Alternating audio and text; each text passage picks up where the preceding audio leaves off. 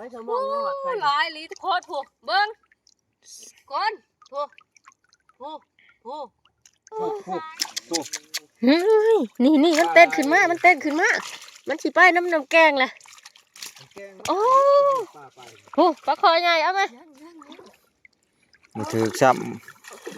เอา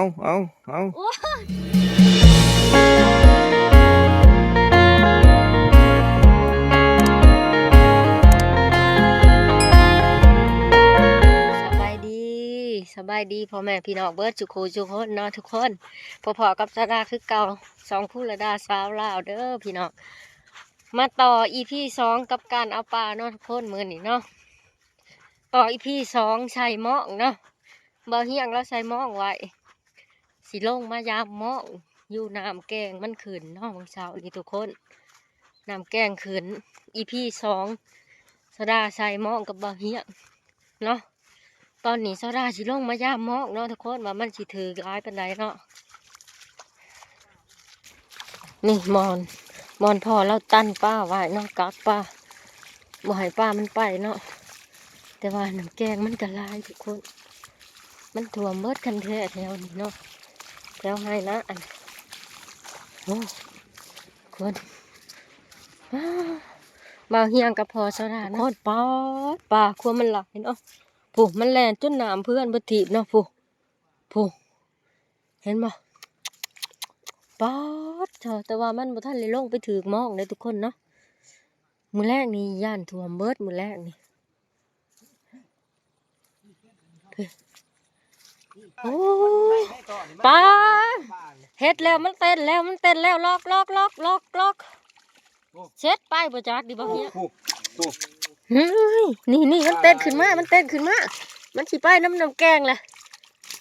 โอ้โหปลาคอใหญ่เอาไหมแกงขึ้นมันบ่ลงตอนทุกคนแต่ว่ามันเต้นขึ้นมาในนี่เนาะมันข้างอยู่นี่ย่างอยู่หันเก็บมาได้ปลาคอใหญ่ได้ทุกคนคนนะอันแล้วบ้านน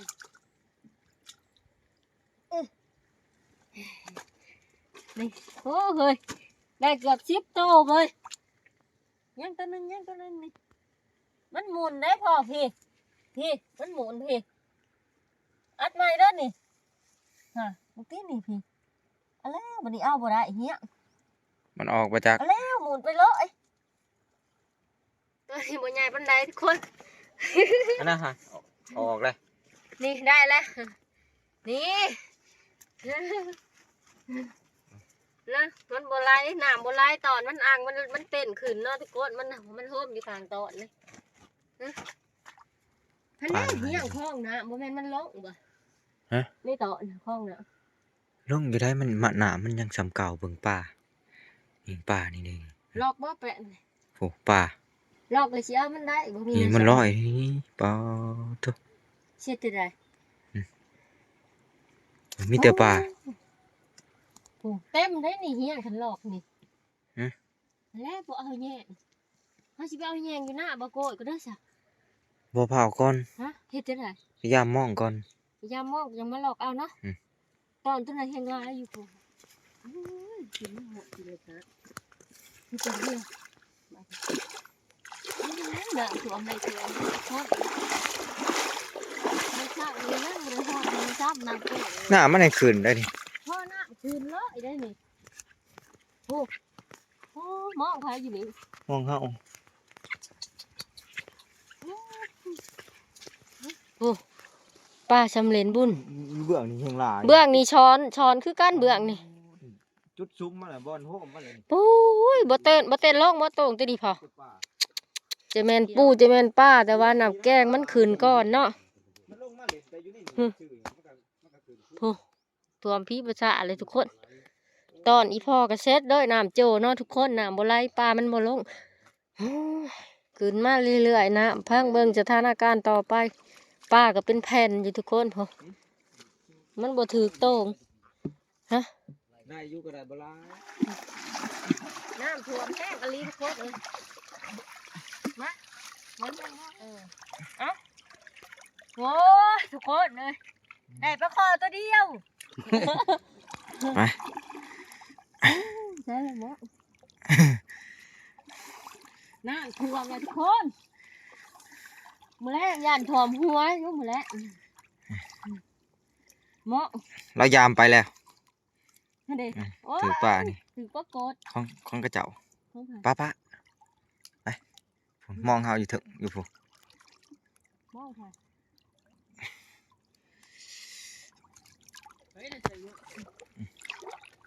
ถือบ่ ยังบ่ถือซ้ำ โอ้ เอา โอ้ยมือน้องมือน้องคุ้ยน้องโบคุ้ยยังก็ขาดหลายแท้จักจ้างนะหมอ บ่ถือซ้ำตัวนี้ มาดูกัน ตัวนี้มันห่างตัวนี้ ห่างเนาะ ปูนมองหน่อยพุ่นป้าผมพยายามอยู่พุ่น ปลาเค็งทุกคน อ่ะ ถือกับปลาเค็งนี่ ตัวนี้ก็มองขาดตัวนี้นี่มองหน่อยอยู่มันขาด โอ้ ไว้ป่าหนูกัด นี่เอาใส่ขู่แล้วเนาะ อืม ได้มันโตแล้วตายหนูกัดหมอ หนูกัด อีหยังคือปีนขึ้นปีนลงแนว มันขาดเอ็นมันขาด อ่ะ พอดี ป้าผู้ มันถึก คืออะไรทุกคนหึมันอยู่ทางนี้กันนี่อีหยังนี่แต่ปลาเค็งเว้ย ปลาเค็งลาย โอ้ป้ามันตีอยู่พุ่นป๊อดแล้วนั้นล่ะบัดนี้ปลาเค็งโอ้ปลาเค็งกับปลาเค็งขี่โพทุกคน มันกินขี่กันเรื่อย คือสิอิ่มคักอิ่มแน่นอนแกงถั่วมืดแต่แนวมันกินจนเอาออกแต่มองสิบ่ได้ ขี่โพคือโซดา คอยบ่ได้ขี่โพได้คอยอ้วนซื่อๆ โอ้ยคอยบ่ได้ขี่โพคอยอ้วนแท้ตกน้ำไปซับเอ้ยก็สิได้ทุกคนเลยลุดมือตัวหนึงนี่สองเห็นบ่ สองโอเลี้ยงมาเด้อมาเอาป้าซอยกัน มันไปใส่นี่แต่ป้าขี่โผนี่อะไรวะนี่เอ้าฮะทุกคน ป้าน้ำแกงมันบ่อึดแนวกินเหงื่อมันหลาย อู้ยน้ำเลิกบอนนี่เนาะน้ำเลิกแห้งไข่แหน่มันโปดง่ายเนาะนี่ได้เลยบอนเดียว4ตัวเลยทุกคน นี่นี่สี่หาได้บางเฮียกนี่ อืม เห็นเนาะมันเนาะมองเจ้าเนาะมองเอามาแต่ใช่ก็ มองออกมาแต่ผู้แต่ป่า มันอันนี้ มองขาด มองขาดบ่คอยใหญ่ตัวน่ะเต้นออกมาคือบ่ถือวะตัวว่ามันสิถืออยู่วะนี่โอ้มานํกันเลยเนาะสิเอาแน่ได้ล่ะบัดนี้แม่ขี้โพกระดากระดอขี้โพจนโปดออกจากหมองบ่อยากได้ฮะเห็นบ่ฮะโอ้ยถือก็ถือจุกกันปลาเค็งทุกคนเป็ดจุ่มอยู่โอ้โหว่าแล้วฮะว่าคนมาเต็มมากเลยคนมาเต็มมากแล้วทุกคนขอดีของการน้ำท่วมน้ำแกงขึ้นหน้าก็ได้ใช้หม้องเอาปลาเนี่ยทุกคนแต่ขอเสียก็คือปลามันบ่ลงตอนย่ามตอนบ่ได้เนาะขันลงตอนลงรีหันได้ร้ายกว่าใช้หม้องเนาะทุกคนได้บ้านได้ใช้ละ มันถือกันเขา เสือก็บ่ใส่เอฟซีแทงคามนี่เสือไม่ใส่ อย่าไปเลยตัวนี้ มาเอานี่ปอดนี่อยากมึงปอดถูกป้าร้ายแท้ๆอีปอดนี่ปอดมาแต่คู่ดิ เฮ้ยสมองมันหวัดไป หลายลีทุกคนถูกเบิ้งก้นถูกสุดซ้ายเลยบาทนี่เอาไว้ 30ปดบาดนี้ ปอดเนี่ย โอ้เปล่า ทุกคนเอ้ยมันเฮียนใส่ ย่อไปอีกเบิ่งหะอยู่พี่นี่ยังสิถือลายดินี่พี่โอ้ยชนโอ้ มาหลายเถอะวะถูก โอ้ คน โอ้พี่ ถูกเอา ลายอีหลี นี่ เอา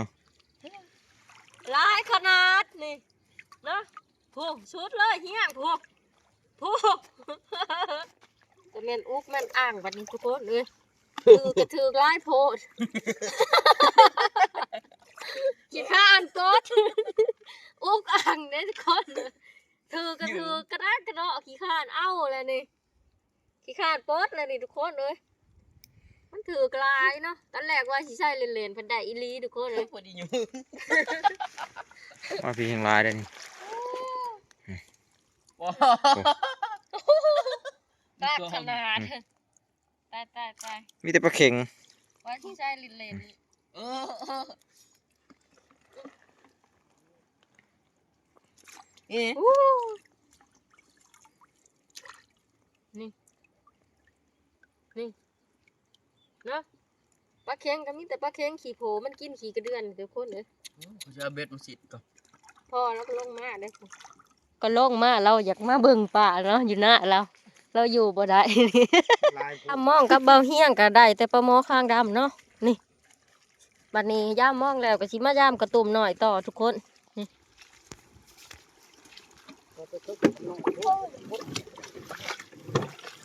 ถือเจอมันเช้าบันถือโถ ถึกบ่ ถือที่แต่ปลาขาว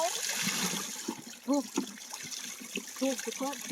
ปลาปกบ่แม่นปลาขาว ครบบ่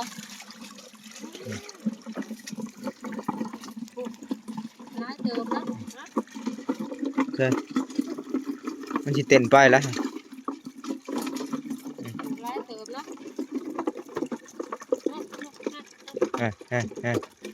เอา เดี๋ยวอีกทุกคนลายพอสมควรมึงเช้านี่บ่ได้ลายสำเนียงนี่แล้วก็อีกนี่ลายกระตุ่มนะลายตอนอีกปลาชิวยันยืมอยู่ตัวเถิกหาปลาชิวแป๊บ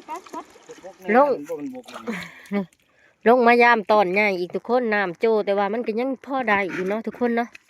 นี่เขาตอนนะบัดนี้ทุกคนน้ำท่วมเนาะ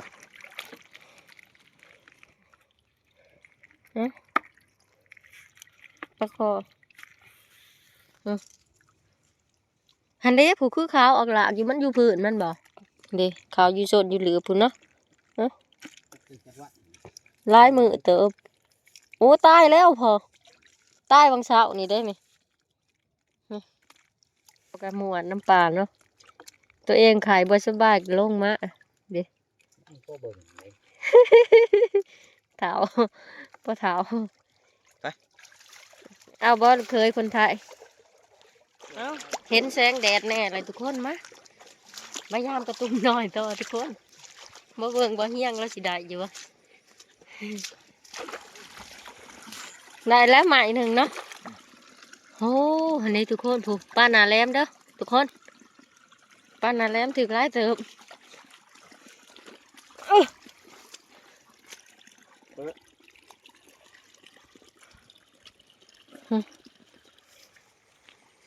กระตุ้มน้ำต้นชิ้นบนต้นนี้ก็ นี่บ่ตัวนี้ บนต้นนี้ก็เชื่อมันถือ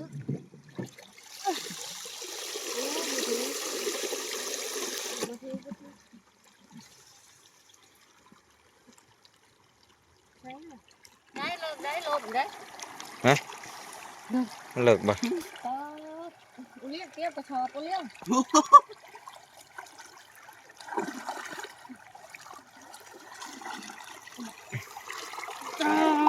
ชันก็ชันลงไม่งอดนะสอนไปจักโอ้ยน้ำลายแหกอะไรน้ำลายถือย่างละบาทนี่ ปลาซิวกระสอบ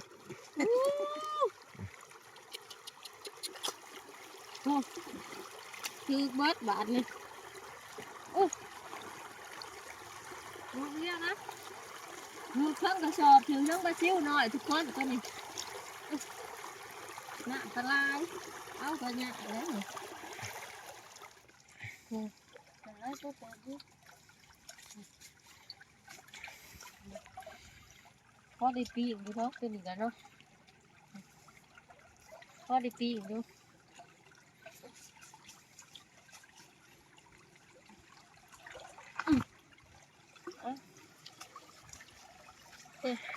ข้างอยู่นี่นี่เอ้านี่เอ้าพอได้ปีกหนึงอยู่คน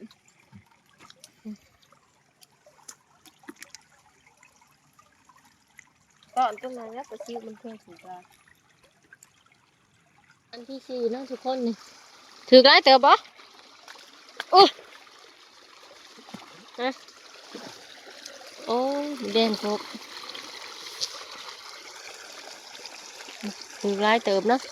ตึ้งนี้ตอนนั้นที่สี่ถือปลาชิวหน่อยก็ปลาเค็งทุกคนเนาะมาเฮียงยามเอา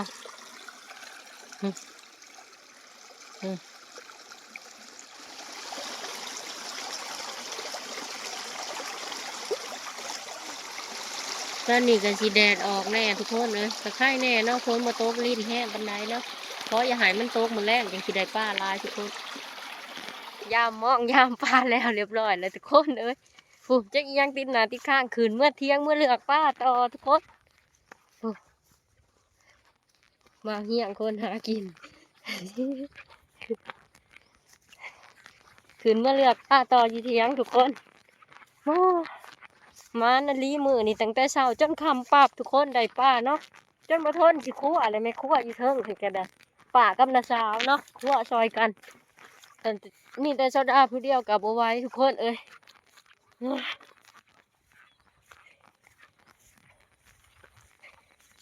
หน้าป้าลายทุกคนเบิดถีบลงมาโฮมวันเดียวเนาะหน้าโซดาก็บ่เฮียงเลยมันเลยลายเนาะป้าหลอบใส่หม่องขึ้นมาหอดเทียงเลยทุกคนมันจับกับชิมันหลุดมือ นี่แต่ปลาหมอเนาะปลาหมอข้างดำนี่ลายเนาะปลาหมอข้างดำนะ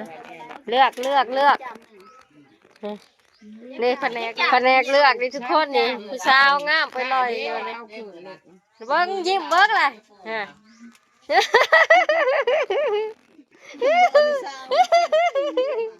แผนกเลือกแต่สาวอันนี้ทุกคนงามปนวันตัวกูเบิ้ลเลยบ่มองน้ำลงเลย บกบดล่ะ เฮ้ยแรงป้าสิบลงบ่สะนี่น้ำบกน้ำแกงบกทุกคนมาเฮียงเอามองขึ้นมาผูกปลาเนาะรอบชุดถ่ายเลยนี่ถือใช้นิ้วเลี้ยงเอ้ยป้ายังเลยละไอ้ห่าเบิ้งแม่สิเบิ้งปลารถใหญ่นี่ป้าตีเนาะหลอบเบิ้งยังยามมองผิดเนาะขึ้นมา